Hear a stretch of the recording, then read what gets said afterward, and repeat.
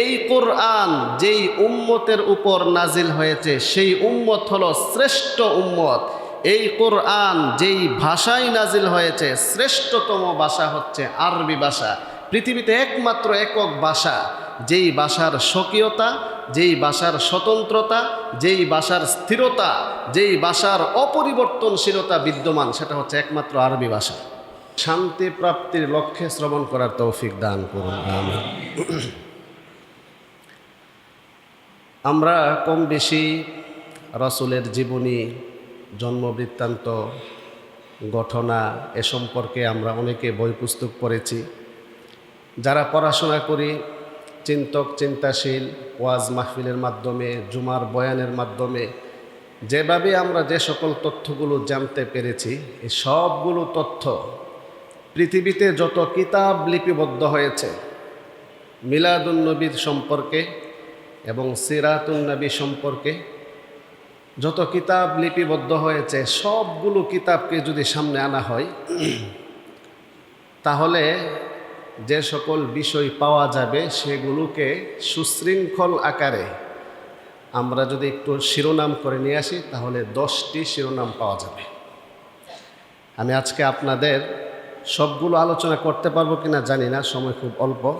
তবে আমাদের জীবনে যত পড়াশোনা করেছি, যত কিতাব লিপিবদ্ধ হয়েছে, আমার ক্ষুদ্র জ্ঞানে বহু বছর যাবৎ এই বিষয়ে পড়াশোনা গবেষণা করার পর আমি 10টি পয়েন্ট একসাথে করেছি, যেই পয়েন্টগুলোর ভিতরে সমস্ত কিতাবের আলোচনাগুলো চলে আসবে। একটু মনোযোগ দিয়ে শিরোনামগুলি শুনি। 1 নাম্বার, রাসূলের জীবনী সম্পর্কে যত কিতাব লিপিবদ্ধ হয়েছে সেগুলোতে যে আলোচনাগুলো থাকতে পারে সম্ভাব্য, সেই 10টি পয়েন্ট। 1 নাম্বার হচ্ছে মিলাদুন নবী সাল্লাল্লাহু আলাইহি ওয়াসাল্লাম। আমি নবী শব্দটি উল্লেখ করার পরে আপনারা সবাই সম্মিলিতভাবে সাল্লাল্লাহু আলাইহি ওয়াসাল্লাম পড়বেন। কেন? নবীজির নাম প্রথমবার শুনলে দরুদ পড়া ওয়াজিব, দ্বিতীয়বার শুনলে দরুদ পড়া সুন্নত, তৃতীয়বার নফল থাকে। তবে প্রত্যেকবারই বিশেষ রহমত থাকে। কেননা হাদিস শরীফে সংবাদ আসছে, যে ব্যক্তি নবীজির নাম শোনার পর একবার দরুদ পাঠ করবে, আল্লাহ পাক রব্বুল আলামিন তার উপর 10টি রহমত নাজিল করেন। সুবহানাল্লাহ। তো আমরা এখানে মসজিদে আসছি রহমত পাওয়ার জন্যে। এই কারণে 10 বার যতবারই নাম আসবে ততবারে আমরা সবাই সম্মিলিতভাবে এই দুরুদখানা, পবিত্র দুরুদ পাঠ করব, সংক্ষিপ্ত পূর্ণাঙ্গ সাল্লাল্লাহু আলাইহি ওয়াসাল্লাম। 1 নাম্বার মিলাদুন নবী মুহাম্মদ সাল্লাল্লাহু আলাইহি ওয়াসাল্লাম। 2 নাম্বার হায়াতুন নবী মুহাম্মদ সাল্লাল্লাহু আলাইহি ওয়াসাল্লাম। 3 নাম্বার সূরাতুন নবী মুহাম্মদ সাল্লাল্লাহু আলাইহি ওয়াসাল্লাম। 4 নাম্বার উসরাতুন নবী মুহাম্মদ সাল্লাল্লাহু আলাইহি ওয়াসাল্লাম। 5 নাম্বার দালাইলুন নবী মুহাম্মদ সাল্লাল্লাহু আলাইহি ওয়াসাল্লাম। 6 নাম্বার মুআজিজাতুন নবী মুহাম্মদ সাল্লাল্লাহু আলাইহি ওয়াসাল্লাম। 7 নাম্বার আখলাকুন নবী মুহাম্মদ সাল্লাল্লাহু আলাইহি ওয়াসাল্লাম। 8 নাম্বার মাহাব্বাতুন নবী মুহাম্মদ সাল্লাল্লাহু আলাইহি ওয়াসাল্লাম। 9 নাম্বার আলামাতু মাহাব্বাতিন নবী মুহাম্মদ সাল্লাল্লাহু আলাইহি ওয়াসাল্লাম। 10 নাম্বার সর্বশেষ তিনি চির বিদায় নিয়ে চলে যান, ওয়াফাতুন নবী মুহাম্মদ সাল্লাল্লাহু আলাইহি ওয়াসাল্লাম। কয়টি পয়েন্ট বললাম? 10টি পয়েন্ট। আসুন এবার আমরা একটু বিস্তারিত ব্যাখ্যায় যাই।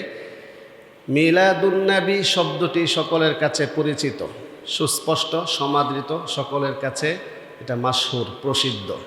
কিতাবে, পত্র পত্রিকায়, সরকারি ছুটিতে শব্দটি 3 ভাবে উচ্চারিত হয়। 3টা শব্দ শোনা যায় ইলেকট্রিক মিডিয়া, বিভিন্ন মিডিয়া, ইউটিউব, ফেসবুক সহ সব জায়গায় 3 ধরনের শব্দ। 1 নাম্বার হচ্ছে মিলাদুন নবী। 2 নাম্বার একটি শব্দ আছে ঈদে মিলাদুন নবী। 3 নাম্বার আরেকটি শব্দ শোনা যায় জশ্নে জুলুসে ঈদে মিলাদুন নবী। এই তিনটা শব্দের কোনো একটা শব্দই বাংলা না, সেই হিসেবে সবগুলো শব্দ যেহেতু আরবি, আমরা একটু ব্যাখ্যায় যাব। আর খুতবার আলোচ্য বিষয়ে আমরা আরেকটি শব্দ উচ্চারণ করেছি, সেটি হচ্ছে সিরাতুন নবী সাল্লাল্লাহু আলাইহি ওয়াসাল্লাম। তো প্রথমে আমরা একটু শব্দের বিশ্লেষণটা যদি একটু জেনে নেই। মিলাদ শব্দের বাংলা অর্থ হচ্ছে জন্ম বৃত্তান্ত। মিলাদ শব্দটি যারা আরবি গ্রামার বুঝেন, শাব্দিকভাবে মিলাদ এটা ইসমে আলা হলেও ভাষাবিদদের নিকট ডিকশনারিতে সকলের ঐক্যমতে এটা হচ্ছে ইসমুজ্জামান, সময় বুঝাবে। তাহলে মিলাদ মানে ওয়াক্তুল্লাযী বুলিদা ফিহি, এমন সময় যেই সময়ে জন্মগ্রহণ করেছে। তো জন্মগ্রহণের সময়কে আরবিতে কি বলে? মিলাদ। আর এখানে যে আন-নবী শব্দটি উল্লেখ আছে, সেখানে আলিফ লাম দ্বারা নির্দিষ্ট নবী, সমস্ত নবী উদ্দেশ্য নয়, নির্দিষ্ট নবী, শ্রেষ্ঠ নবী, গোটা কুল কায়নাতের নবী, রহমাতুল্লিল আলামিন, সৈয়দুল কাউনাইন, ইমামুল মুরসালিন, তিনি হলেন হযরত মুহাম্মদ মুস্তাফা সাল্লাল্লাহু আলাইহি ওয়াসাল্লাম। তাহলে আমরা মিলাদুন নবীর বাংলা বলবো হচ্ছে মহানবীর জন্ম মুবারক। বলেন এক নাম্বার পয়েন্ট কি হবে? মহানবীর জন্ম মুবারক। 2 নাম্বার যে বলা হলো হায়াতুন নবী, সেটা হচ্ছে মহানবীর জন্ম বৃত্তান্ত বা জীবন বৃত্তান্ত, মহানবীর জীবন বৃত্তান্ত। তো প্রথম যে শব্দটা মিলাদুন নবী, হাদিস শরীফের মধ্যে সিহা সিত্তার একটি কিতাব আছে, তিরমিজি শরীফ, নাম শুনেছেন? তিরমিজি শরীফ।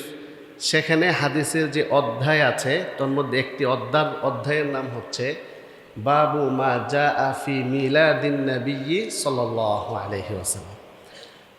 তো মিলাদুন নবী শব্দের বাংলা অর্থ হচ্ছে মহানবীর জন্ম বৃত্তান্ত বা জন্ম মুবারক। আরেকটি শব্দ যে আছে ঈদে মিলাদুন নবী, এর অর্থ হচ্ছে মহানবীর জন্ম কেন্দ্র করে আনন্দ। ঈদ মানে কি? আনন্দ। আরেকটি শব্দ যে আছে জশ্নে জুলুসে ঈদে মিলাদুন নবী, জশ্নে জুলুস, এই শব্দটা ফার্সি ভাষা, জশ্নে জুলুস। এর এক বাক্যে যদি আমরা অর্থ করি তাহলে অর্থ হচ্ছে শোভাযাত্রা। জশ্নে জুলুস মানে কি? শোভাযাত্রা, ওই মিছিল বের করা, রিয়েলি যে বের করে। তো জশ্নে জুলুসে ঈদে মিলাদুন নবী অর্থ হচ্ছে মহানবীর জন্ম কেন্দ্র করে আনন্দ মিছিল বা শোভাযাত্রা, যার সূচনা হয়েছে 604 হিজরি থেকে। এর আগে সাহাবায়ে কেরাম, সোনালী যুগ, খায়রুল কুরুনে কেউ রসুলের জন্মকে কেন্দ্র করে শোভাযাত্রা বের করেছেন, আনন্দ মিছিল করেছেন, তার কোনো প্রমাণ নাই। তাহলে কি বোঝা যাচ্ছে? 606 হিজরির পূর্বে যদি এরকম কোনো প্রমাণ না থাকে আনন্দ মিছিলের, তাহলে এটা শরীয়তের আলোকে কি হবে? সুন্নত হবে? কি হইতে পারে? পাশাপাশি আরেকটি শব্দ আছে, সেটা কি? সিরাতুন নবী সাল্লাল্লাহু আলাইহি ওয়াসাল্লাম। সিরাতুন শব্দের অর্থ হচ্ছে চরিত্র, আদর্শ, জীবন, ইতিহাস। আমরা ইংরেজিতে বায়োডাটা অথবা সিবি লিখি না, সিবি। তো এই সিবি এটা আরবি হচ্ছে আসিরাতু যাতিয়া। তো এখানে সিরাতুন নবী এর কয়েকটা অর্থ হচ্ছে যে মহানবীর জীবন ইতিহাস, মহানবীর আদর্শ, মহানবীর চরিত্র, এই অর্থগুলো আসতেছে। তাহলে সিরাতুন নবী সাল্লাল্লাহু আলাইহি ওয়াসাল্লাম এর অর্থ দাঁড়াচ্ছে মহানবীর জীবন ইতিহাস।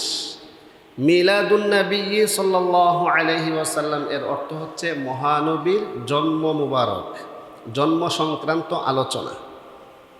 তো এই দুইটার মধ্যে যদি আমরা পার্থক্য করি, তাহলে পার্থক্য হচ্ছে মিলাদুন নবী শুধু আলোচনার বিষয়, যে রসুল জন্মকালীন অলৌকিক ঘটনা, জন্মের পূর্বে ভবিষ্যৎবাণী। তিনি তো এমন এক মহামানব ছিলেন যার ব্যাপারে আলমে আর ওয়াহাতেও অলৌকিক ঘটনা বর্ণিত আছে, রুহের জগতেই। আবার অপর দিক থেকে হজরত আদম আলাইহিস সালাম থেকে নিয়ে হজরত ঈসা আলাইহিস সালাম পর্যন্ত এবং আমাদের নবীজির জন্মের আগ পর্যন্ত বহু আসমানি গ্রন্থে শেষ নবী শ্রেষ্ঠ নবী আসবে বলে অনেক ভবিষ্যৎবাণী বর্ণিত হয়েছে।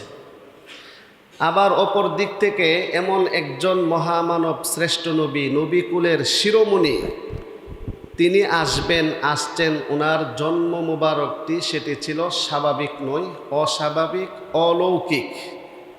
একটি আল্লাহ তাআলার কুদরতিভাবে তিনি দুনিয়াতে আগমন করেন। সাধারণভাবে একজন মা তার সন্তানকে প্রসব করার ক্ষেত্রে স্বাভাবিক যেই প্রক্রিয়া, প্রসব করার ক্ষেত্রে যে ব্যথা অনুভব সহ যাবতীয় অনেক ব্যাপার স্যাপার থাকে, সেইগুলো থেকে মুক্ত অবস্থায়, ব্যথা মুক্ত অবস্থায় আমাদের নবীজি আগমন করেছেন। এই মর্মে রয়েছে অলৌকিক কিছু বর্ণনা। সেই কিছু কিছু বর্ণনা অথেন্টিক, সহি, আর কিছু ঐতিহাসিকভাবে প্রমাণিত কিন্তু মতবিরোধপূর্ণ।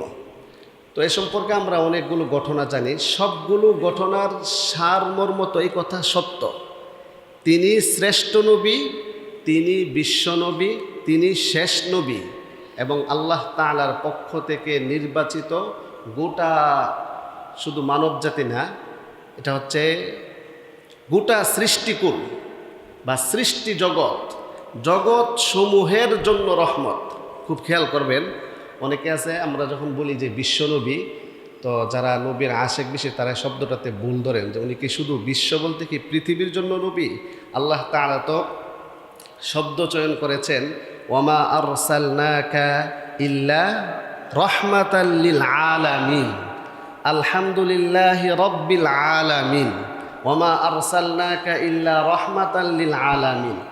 তো আলামুন শব্দের অর্থ হচ্ছে জগৎ, এটা সিঙ্গুলার, প্লুরাল হচ্ছে আলামিন, বহুবচন। তাহলে জগৎ সমূহ, শুধু একটা জগৎ নয়, যত জগৎ হতে পারে সকল জগতের জন্য তিনি হচ্ছে রহমত স্বরূপ। তাহলে এটা অনুবাদটা আমরা এভাবে বলতে পারি যে তিনি হচ্ছেন সৃষ্টি জগতের, সমগ্র সৃষ্টি জগতের জন্য রহমত স্বরূপ। আবার অন্য আয়াতে আল্লাহ পাক রব্বুল আলামিন বলেন, ওয়ামা আরসালনাকা ইল্লা কাফাতাল লিন্নাসি বাশীরাও ওয়া নাযীরা, যে আমি আপনাকে প্রেরণ করেছি গোটা মানব জাতির হেদায়েতের জন্য, যে গোটা মানব জাতিকে আপনি সুসংবাদ দিবেন এবং ভীতি প্রদর্শন করবেন, এই জন্য প্রেরণ করেছি। দুই আয়াত থেকে আমরা বুঝতে পারি গোটা মানব জাতির হেদায়েতের জন্য নবী হিসাবে প্রেরিত হয়েছেন, আর গোটা সৃষ্টি জগতের জন্য রহমত স্বরূপ প্রেরিত হয়েছেন। বিষয়টা একটু ক্লিয়ার। আনুষঙ্গিকভাবে একটা কথা বলি, আমাদের কাছে একটা শব্দ প্রচলিত আছে ইন্টারন্যাশনাল বা আন্তর্জাতিক। এই যে ইন্টারন্যাশনাল অথবা আন্তর্জাতিক কনসেপ্টটা কোন জায়গা থেকে আসছে?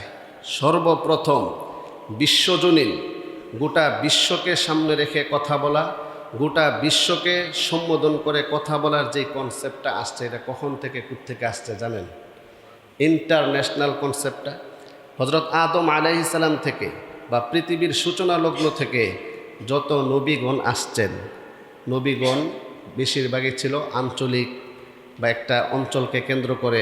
অধিকাংশ নবী এমন, বা একই সাথে অনেক নবী ছিলেন, এই অঞ্চলের জন্য, এই দেশের জন্য একজন নবী, ওই দেশের জন্য আরেকজন নবী। আমাদের নবী একমাত্র নবী যিনি হচ্ছেন সর্বশেষ নবী, আবার সকল নবীদের নবী, শ্রেষ্ঠ নবী, শেষ নবী এবং গোটা বিশ্ববাসী মানব জাতির নবী। এই জন্য মহাগ্রন্থ আল কোরআন ছাড়া আল্লাহ পাক রব্বুল আলামিন কোরআনে কারিমে যে সকল শব্দ চয়ন করেছেন, এই শব্দগুলা বিশ্বজনীন। খেয়াল করেন, ইয়া আইয়ুহান নাস, গোটা মানব জাতি। তাহলে পৃথিবীতে একদম আফ্রিকার জঙ্গলেও যদি একজন মানুষ থাকে, আর অ্যান্টার্কটিকার মধ্যেও যদি একজন মানুষ থাকে, সে মানুষ কিনা? তাহলে এই সম্বোধনের ভিতরে আসছে কিনা বলেন? ইয়া আইয়ুহান নাস, হে মানব জাতি, ইন্নী রাসূলুল্লাহি ইলাইকুম জামিআ, আমি আল্লাহ তাআলার পক্ষ থেকে তোমাদের জন্য, তোমাদের সকলের জন্য প্রেরিত রাসূল। তাহলে উনি কি শুধু মুসলিমদের নবী না, গোটা মানব জাতির নবী? তো আমাদের মাঝে প্রচলন আছে কি, মোহাম্মদ তো হচ্ছে মুসলমানদের নবী, তো হিন্দুদের নবী কি আরেকজন? খ্রিস্টানদের নবীকে আরেকজন, উনি তো শেষ নবী, ওনার পরে তো আর কোনো নবী আসবে না। অতএব উনি হচ্ছে গোটা মানব জাতি, সমস্ত মানুষের নবী। তাহলে উনি হচ্ছে বিশ্বজনীন নবী এবং শেষ নবী, শ্রেষ্ঠ নবী। অতএব গোটা মানব জাতির হেদায়েতের জন্য উনি নবী।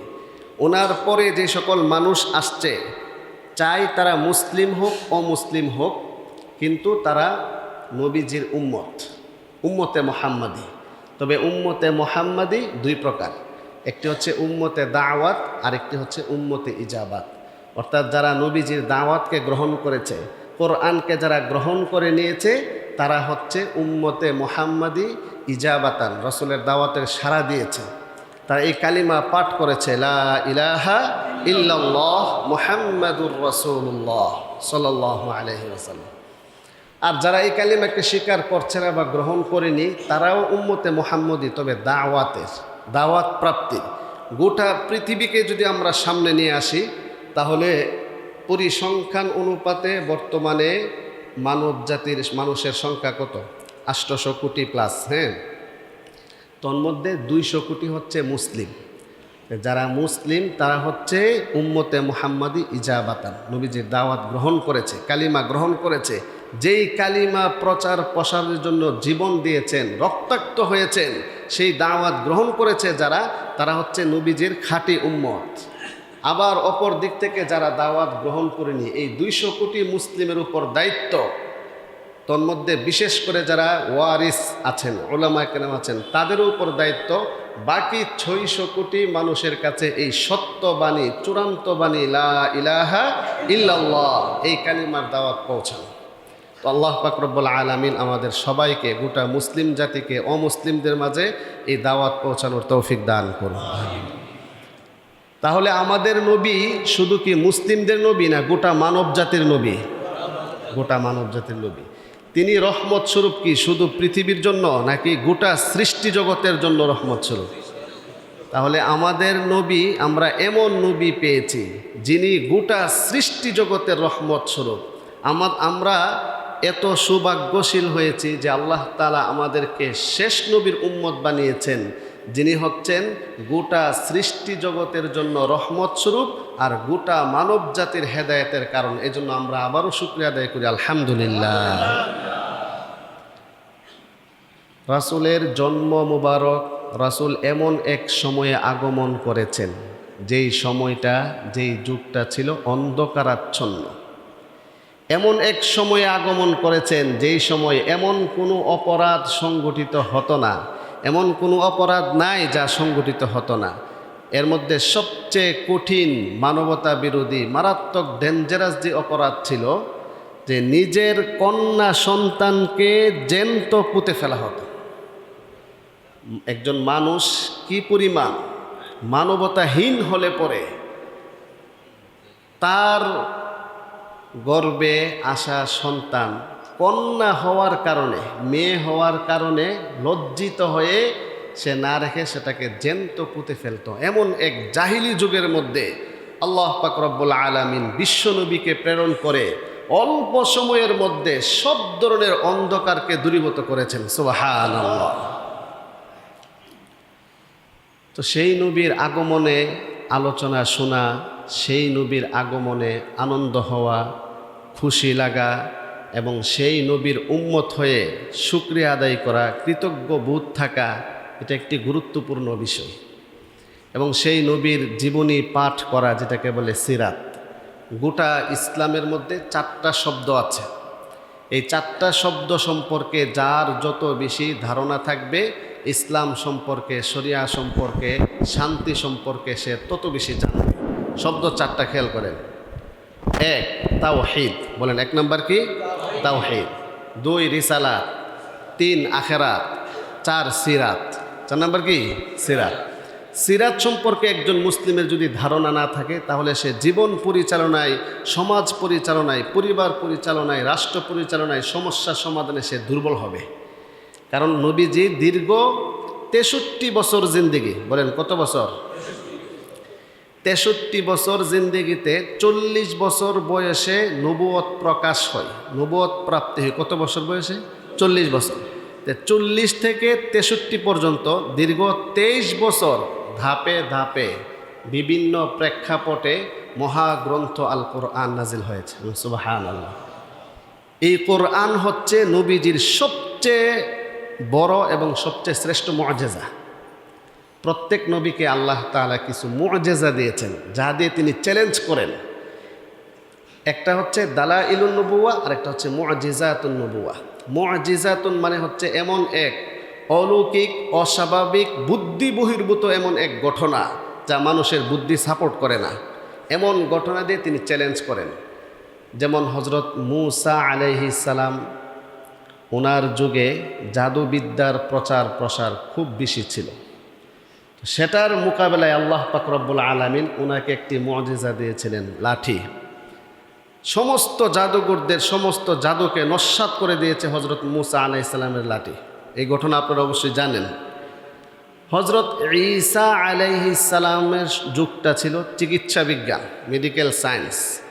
চিকিৎসা বিজ্ঞানের মধ্যে এমন কয়েকটা বিষয় ছিল যে বিষয়টার চিকিৎসা তাদের কাছে ছিল না। সেই চিকিৎসার মহা ঔষধ দিয়ে প্রেরণ করেছিলেন হজরত ঈসা আলাইহিস সালাম। ওনার একটা বিশেষ মুআজিজা ছিল। আমাদের নবীজির যুগে সবচেয়ে বেশি যেই জিনিসটা চর্চা হইতো, যেটা নিয়ে মানুষ গর্ব করত, সেটা কি ছিল বলতে পারেন না? সাহিত্য চর্চা। বলেন কি চর্চা ছিল? সাহিত্য চর্চা। আরে বাবারে, এত সাহিত্যিকতাপূর্ণ যে কথায় কথায় কবিতা হয়ে যায়। হ্যাঁ, আর তাদের সবগুলো কথা লেখালেখি মানে একটা বিশাল ব্যাপার।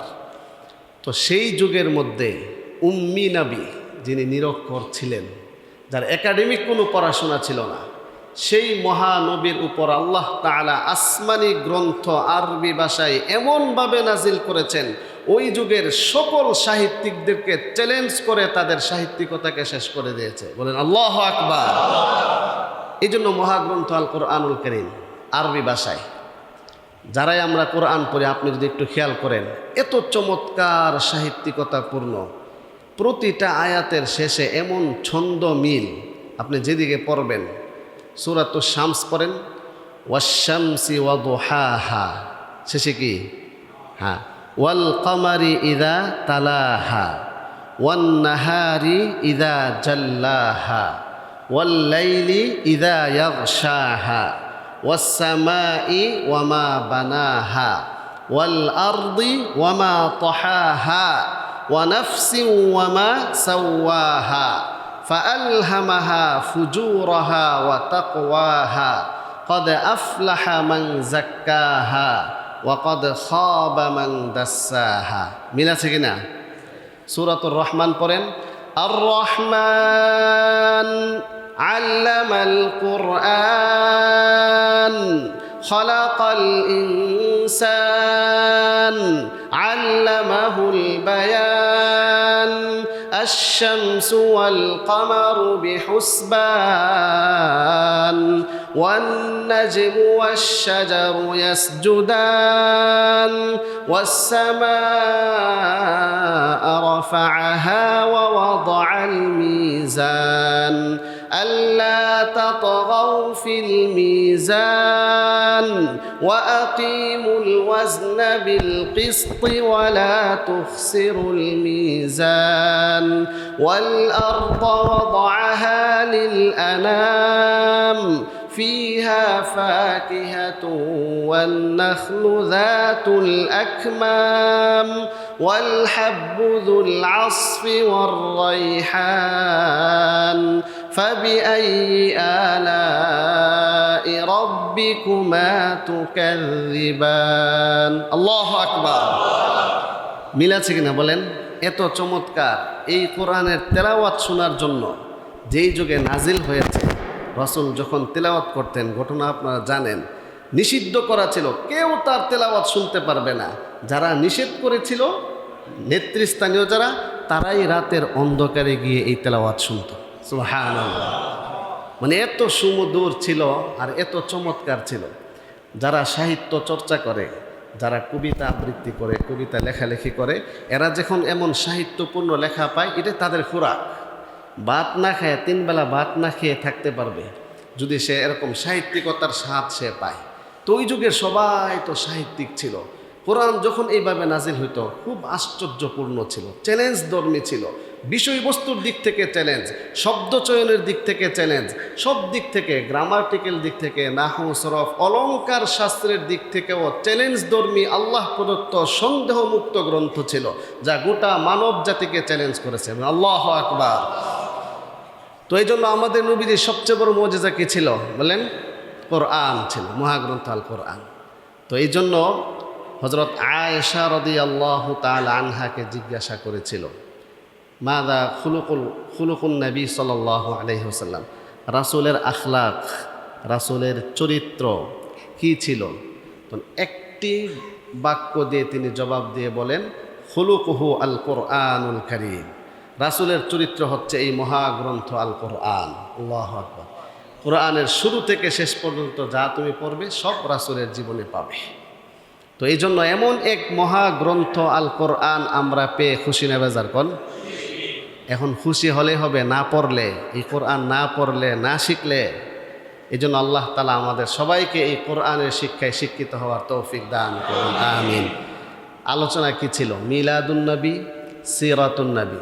তাহলে মিলাদুন নবী আর সিরাতুন নবীর পার্থক্য কি? মিলাদুন নবী হচ্ছে আলোচনার বিষয়, মোটিভেশন হওয়ার বিষয়, তাসজি', উৎসাহিত হওয়ার একটি বিষয়, যেমন এক অলৌকিকভাবে আমার নবীকে প্রেরণ করা হয়েছে আর সেই নবীর উম্মত আমি, এজন্য সবাই পড়ি আলহামদুলিল্লাহ।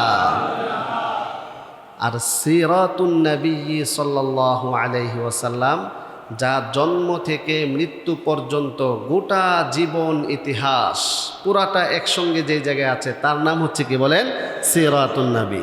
যেখানে আপনার জন্ম থেকে মৃত্যু পর্যন্ত প্রতিটা কাজের ক্ষেত্রে সুন্নাহ কি হবে, প্রতিটা কাজের ক্ষেত্রে আমার জন্য মডেল, আমার জন্য আদর্শ কি হবে তার বর্ণনা রয়েছে যেই জায়গায়, সেটাকে আরবিতে বলে সিরাতুন নবী সাল্লাল্লাহু আলাইহি ওয়াসাল্লাম। এ ব্যাপারে আল্লাহ পাক রব্বুল আলামিন কোরআনে কারীমে ইরশাদ করেন, لقد كان لكم في رسول الله أسوة حسنة لمن كان يرجو الله واليوم الآخر। যে রাসূলের মাঝে তোমাদের জন্য রয়েছে উত্তম আদর্শ। বলেন আমাদের জীবন পরিচালনায়, আমাদের লাইফস্টাইলের মধ্যে আদর্শ কোথায়? রাসূলের মাঝে। আল্লাহ তাআলা ঘোষণা দিয়েছেন আমাদের জন্য, আমাদের নবীজি রাসূলুল্লাহ সাল্লাল্লাহু আলাইহি ওয়াসাল্লাম, ওনার জীবনীর মধ্যে রয়েছে আমাদের জন্য আদর্শ, আমাদের জন্য মডেল। অন্য আয়াতে আল্লাহ তাআলা বলেন, মা আতাকুমুর রাসূলু ফাখুযুহু ওয়া মা নাহাকুম আনহু ফান্তাহু ওয়াত্তাকুল্লাহ ইন্নাল্লাহা শাদীদুল ইকাব। তোমাদের জন্য রাসূল যা নিয়ে আসছেন তা তোমরা গ্রহণ করো, যা আদেশ করেছেন তা তোমরা পালন করো, যা থেকে তোমাদেরকে বারণ করেছেন, নিষেধ করেছেন সেখান থেকে তোমরা বিরত থাকো। জীবনের প্রতিটি ক্ষেত্রে তোমরা আল্লাহ তাআলাকে ভয় করো, সাবধান। তারপরেও যদি উল্টাপাল্টা করো, শুনে রাখো ইন্নাল্লাহা শাদীদুল ইকাব, নিশ্চয়ই আল্লাহ তাআলার শাস্তি হবে খুব ভয়ানক। বলেন নাউযুবিল্লাহি মিন যালিক। তাহলে মিলাদুন নবী, সিরাতুন নবী, সেখানে কিতাবের মধ্যে আরও যে আলোচনাগুলো আসে, রাসূলের বংশ পরিচয়, শ্রেষ্ঠ বংশ, শ্রেষ্ঠ নবী, শ্রেষ্ঠ বংশ, শ্রেষ্ঠ গ্রন্থ। এই কোরআনে কারীম এত শ্রেষ্ঠত্বপূর্ণ যে এই কোরআন যেই জায়গায় নাজিল হয়েছে সেই জায়গা হয়েছে পৃথিবীতে সর্বশ্রেষ্ঠ। এই জন্য পৃথিবীতে সবচেয়ে শ্রেষ্ঠ স্থান মক্কা, মদিনা। এই কোরআন যেই মাসে নাজিল হয়েছে ওই মাস শ্রেষ্ঠ। নাম কি? রমাদান মাস। বলেন কোন মাস? রমাদান মাস। এই কোরআন যেই রাত্রিতে নাজিল হয়েছে ওই রাত্রি হচ্ছে শ্রেষ্ঠতম রাত্রি। নাম কি? লাইলাতুল কদরি। এই কোরআন যিনি নাজিল করেছেন, যার মাধ্যমে নাজিল হয়েছে, তিনিও সর্বশ্রেষ্ঠ ফেরেশতা। নাম কি বলেন? জিবরিল আলাইহিস সালাম। যাচ্ছেন তিনি সর্বশ্রেষ্ঠ মহামানব মুহাম্মাদুর রাসূলুল্লাহ সাল্লাল্লাহু আলাইহি ওয়াসাল্লাম। এই কোরআন যেই উম্মতের উপর নাজিল হয়েছে সেই উম্মত হলো শ্রেষ্ঠ উম্মত। এই কোরআন যেই ভাষায় নাজিল হয়েছে শ্রেষ্ঠতম ভাষা হচ্ছে আরবি ভাষা। পৃথিবীতে একমাত্র একক ভাষা যেই ভাষার স্বকীয়তা, যেই ভাষার স্বতন্ত্রতা, যেই ভাষার স্থিরতা, যেই ভাষার অপরিবর্তনশীলতা বিদ্যমান, সেটা হচ্ছে একমাত্র আরবি ভাষা। তো এই জন্য যেই ভাষায় নাজিল হয়েছে ওই ভাষায় শ্রেষ্ঠ। তাহলে সব দিক থেকে শ্রেষ্ঠ, শ্রেষ্ঠ ফেরেশতা, শ্রেষ্ঠ জায়গায়, শ্রেষ্ঠ মাস, শ্রেষ্ঠ রাত্রি, শ্রেষ্ঠ দিন, শ্রেষ্ঠ জায়গা, শ্রেষ্ঠ উম্মত, শ্রেষ্ঠ নবীর উপর শ্রেষ্ঠ গ্রন্থ নাজিল হয়েছে। এজন্য আমরা সবাই কালিমাতু শুকর আদায় করি, আলহামদুলিল্লাহ। সব দিক থেকে শ্রেষ্ঠ। এখন এই শ্রেষ্ঠ মানুষ আবার আশরাফুল মাখলুকাত, সৃষ্টির সেরা শ্রেষ্ঠ, এই শ্রেষ্ঠ মানুষ যদি এই মহাগ্রন্থ আল কোরআন গ্রহণ না করে, এই কোরআনের বিশ্বাসী না হয়, কোরআন অনুপাতে জীবন পরিচালনা না করে, বিপরীতে শয়তানের কথা অনুপাতে চলে, বলেন তাহলে তার শ্রেষ্ঠত্ব ঠিক থাকে না কেটে যায়? তা আমরা কি আমাদের শ্রেষ্ঠত্ব ধরে রাখতে চাই? তাহলে অবশ্যই আমাদেরকে কোরআনের শিক্ষায় শিক্ষিত হতে হবে, রসুলের দেখানো পথ সিরাতে মুস্তাকিম সহজ পথে চলতে হবে। আল্লাহ তাআলা আমাদের সবাইকে জীবনের প্রতিটা ক্ষেত্রে, লাইফ স্টাইলের ক্ষেত্রে নবীজির সুন্নাহকে অনুসরণ করার তৌফিক দান করুন।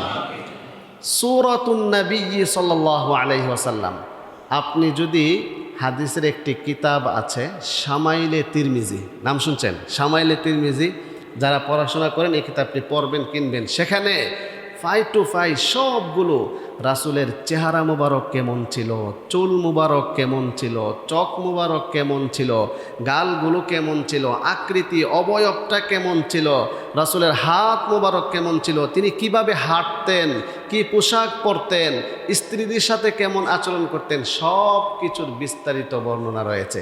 রাসূলের মাথা থেকে পা পর্যন্ত দেখতে কেমন, গোটা অবয়বের বর্ণনা রয়েছে যে কিতাবে, তার নাম হচ্ছে শামাইলে তিরমিজি। এজন্য আমাদের পড়া উচিত। বিশেষ করে আমাদের মা বোনদেরকে, যাদের বাচ্চা কনসেপ্ট হয়, তারা যদি শামাইলে তিরমিজি পাঠ করে, রাসূলের অবয়বের বিষয়গুলো পাঠ করে, আর মনে মনে এভাবে ভাবে, আল্লাহ তুমি আমার সন্তানটাকেও এমন একটি সুন্দর আকৃতিতে দান করো, তাহলে মুহাদ্দিসিনে কেরাম লেখেন আল্লাহ তাআলা তাকে সুন্দরতম একটি সন্তান দান করবে। সুবহানাল্লাহ। এজন্য শামাইলে তিরমিজি আমরা সবাই পড়ব ইনশাআল্লাহ। রাজি আছি ইনশাআল্লাহ? এটা হচ্ছে সূরাতুন নবী, রাসূলের অবয়ব সম্পর্কে বর্ণনা। আরেকটি পয়েন্ট হলো উসরাতুন নবী সাল্লাল্লাহু আলাইহি ওয়াসাল্লাম, নবীজির পরিবার, নবীর আত্মীয় স্বজন, উম্মাহাতুল মুমিনিন, বিবাহের পূর্বে, বিবাহের পরে। একজন মানুষ বিবাহের পূর্বে তার আত্মীয় স্বজন এক সিস্টেমের থাকে, বিবাহের পর সে আত্মীয় স্বজন আবার দ্বিগুণ হয়ে যায়। দ্বিগুণ হয়ে যায় না? বিবাহের আগে কারো শ্বশুর শাশুড়ি থাকে, হ্যাঁ, শালাশালি থাকে। তো এই জন্য নবীজি বিবাহের পূর্বে হচ্ছে বিয়ে করেছেন কত বছর বয়সে বলেন? 25 বছর বয়সে। তাহলে বিবাহের পূর্বে কত বছর? 25 বছর। বিবাহের পর 38 বছর। আমরা যদি জীবনীটাকে এভাবে ভাগ করি যে 63 বছর জিন্দিগি, নবুয়ত প্রাপ্তির আগে 40 বছর, নবুয়ত প্রকাশের পর 23 বছর, সেই 23 বছর আবার 2 ভাগে বিভক্ত। মক্কায় থাকেন 13 বছর, মাদানী জিন্দিগি 10 বছর। এইভাবে একটা জীবনের নকশা আমাদের সামনে চলে আসলে বুঝতে খুব সহজ হবে। মক্কি জিন্দিগিতে আল্লাহ নবীজি কত কষ্ট করেছেন, দাওয়াতের সূচনা কিভাবে হয়েছে, কি পরিমাণ নির্যাতিত হয়েছেন, কি পরিমাণ মানসিক নির্যাতিত হয়েছেন, সেখান থেকে চূড়ান্ত পর্যায়ের নির্যাতিত হয়ে আল্লাহ তাআলার হুকুমে মক্কা থেকে হিজরত করে আবার মদিনায় চলে যান। সেখানে গিয়ে আবার জিন্দেগিটা কেমন ছিল, কোরআন নাজিলের ধরন, সবাইকে নিয়ে রাষ্ট্র গঠন, সেটা আরেকটি বর্ণনা। এটা হচ্ছে রাসূলের হায়াতুন নবী, রাসূলের জীবনের একটি পরিসংখ্যান বা একটি নকশা। আমাদের সময় খুব শেষের দিকে। আমরা যেই 10টা পয়েন্ট বলেছিলাম, এই 10টা পয়েন্টের ধারাবাহিকভাবে এখানে গুরুত্বপূর্ণ কয়েকটি ফোকাস পয়েন্ট, যা আমাদের জন্য পালনীয়, যা আমাদের জীবনকে চেঞ্জ করবে, সেগুলো হচ্ছে শেষের দিকে। এর মধ্যে একটি হচ্ছে আখলাকুন নবী সাল্লাল্লাহু আলাইহি ওয়াসাল্লাম, নবীজির মহান চরিত্র।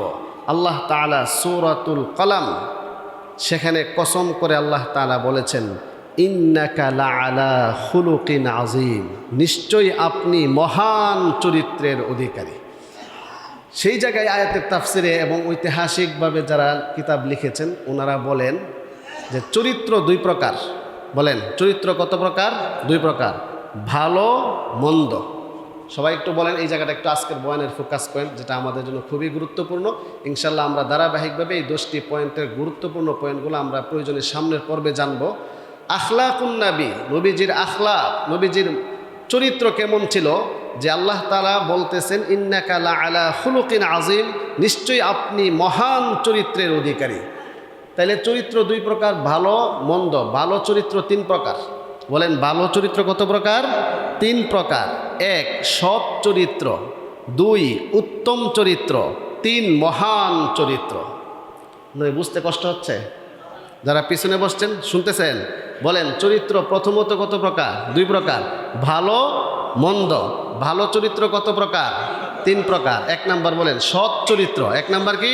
সৎ চরিত্র। দুই নাম্বার উত্তম চরিত্র। তিন নাম্বার মহান চরিত্র। খুলুকে হাসান, খুলুকে কারিম, খুলুকে আজিম। তো এখন কোনটা কাকে বলে? সময় শেষ। শুনেন, সৎ চরিত্র হচ্ছে যে ধরেন আমরা সৎ থাকবো, মিথ্যা কথা বলবো না, অহংকার হিংসা বিদ্বেষ থাকবে না, সব কিছু ভালো। জীবন পরিচালনার ক্ষেত্রে স্বাভাবিকভাবে দুইজনের মধ্যে কথা কাটাকাটি, মনোমালিন্য, সংঘর্ষ হয় কি হয় না? হয়। তো এক্ষেত্রে সৎ চরিত্রের অধিকারী যিনি হবেন, তিনি মন্দের প্রতিদান মন্দ দিয়ে দিবেন। অর্থাৎ আপনি আমাকে একটা গালি দিয়েছেন, আমি আপনাকে একটা গালি দেওয়ার অধিকার রাখি। তো মন্দের প্রতিদান মন্দ দিয়ে দেওয়া, এটাও রাইট, এটা অধিকার। এটা হচ্ছে সৎ চরিত্রের বৈশিষ্ট্য। আর উত্তম চরিত্র হলো আপনি আমাকে গালি দিলেন, আমি আপনাকে ক্ষমা করে দিব। যে উদারতা, আপনাকে ক্ষমা করে দিব, আপনাকে মাফ করে দিব, আপনার সাথে আরো ভালো আচরণ করব, এই চরিত্রকে কি বলে? উত্তম চরিত্র। আর মহান চরিত্র কোনটা? মহান চরিত্র, আপনি আমাকে গালি দিয়েছেন, আমি আপনাকে ক্ষমা করে দিব, আপনাকে সেবা করব, আপনাকে উল্টা হাদিয়ে দিয়ে আপনার কাছে ক্ষমা চেয়ে আপনার চরিত্রকে চেঞ্জ করে দিব। এটা হলো মহান চরিত্র। আল্লাহ তাআলা বলেন ইন্নাকা লা আলা খুলুকিন আযীম, নিশ্চয়ই আপনি হলেন মহান চরিত্রের অধিকারী। তাহলে এখন আমরাও এই তিনটা ক্যাটাগরির কোন ক্যাটাগরিতে আমরা আসতে চাই একটু নির্বাচন করব। আমরা সবাই কি চাই? শুধু সৎ চরিত্র নাকি উত্তম চরিত্র? আরও কি চাই? মহান চরিত্র। তো আল্লাহ পাক রব্বুল আলামিন আমাদের সবাইকে খাঁটি মুমিন হিসাবে উত্তম চরিত্র, মহান চরিত্রের অধিকারী হওয়ার তৌফিক আমাদের সবাইকে দান করুন। আমিন। ওয়া আখিরু দাওয়ানা